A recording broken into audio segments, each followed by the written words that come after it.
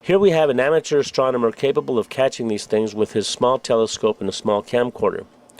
As it always goes with discoverers of great things, he has no funding, no high-end telescopes, no high-end cameras.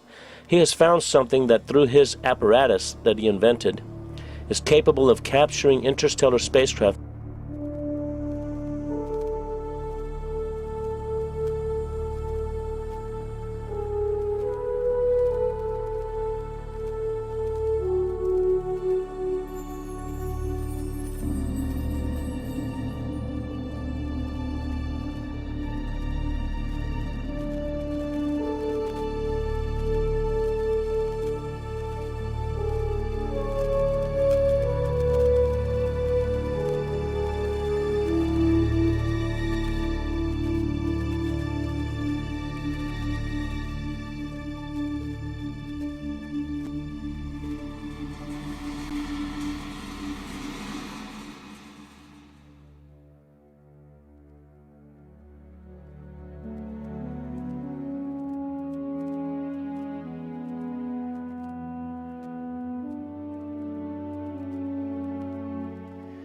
If the starships that John Leonard Walson has captured in deep space are ours, then I am glad we have them out there protecting our planet.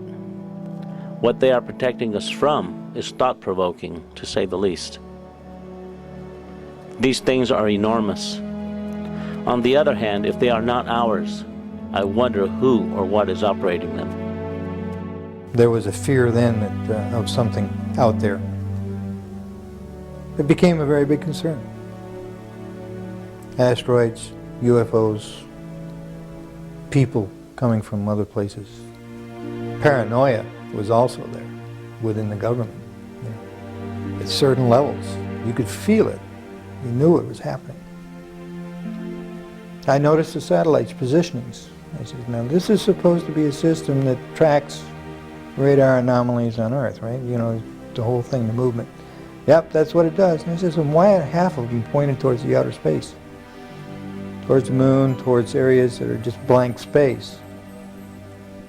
Well, I don't know, was the reply. He says, never thought about it. He says, well, at least half of those satellites you got up there aren't looking at Earth.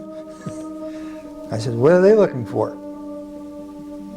He says, well, you got to have need to know about that. I said, I see. In other words, who's coming?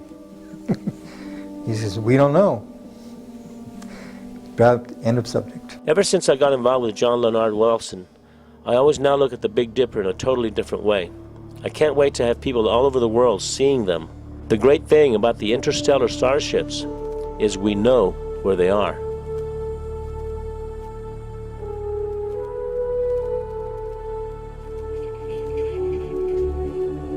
One of the scientists said it's the Star Wars project. Okay, if that's the case, where were we when they put these things up there?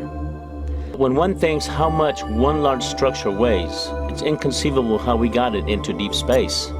The machinery it would take to construct one of these things is no less conceivable. And the fact that they can expand and transform into different shapes in deep space is extraordinary. There are questions I have.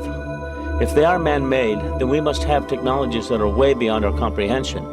What kind of energy systems are being applied here? This is one big puzzle that has yet to be solved, or at the very least, acknowledged.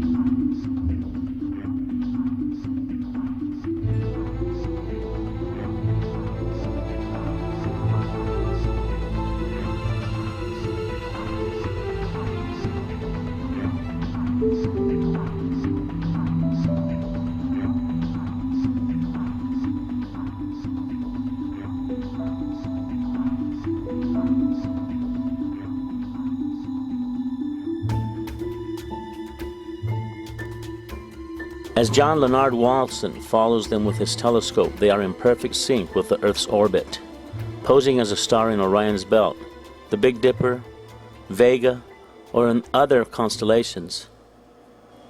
This means that perhaps if one structure is 2.5 light years away, it may be orbiting around Earth at millions of miles per hour. With those kinds of velocities, and with the capability of being able to effortlessly change and transform, it takes an enormous amount of energy. What kind of alloys are they made of that allows them to transform and retract at these velocities in deep space?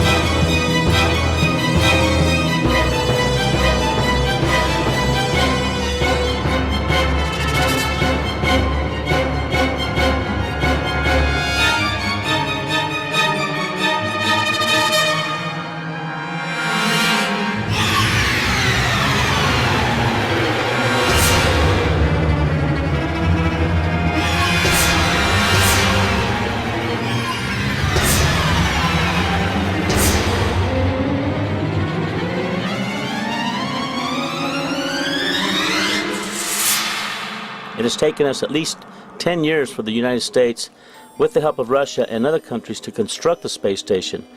And when you look at these huge structures that are in deep space, you just have to wonder, what are these things? Who inhabits them?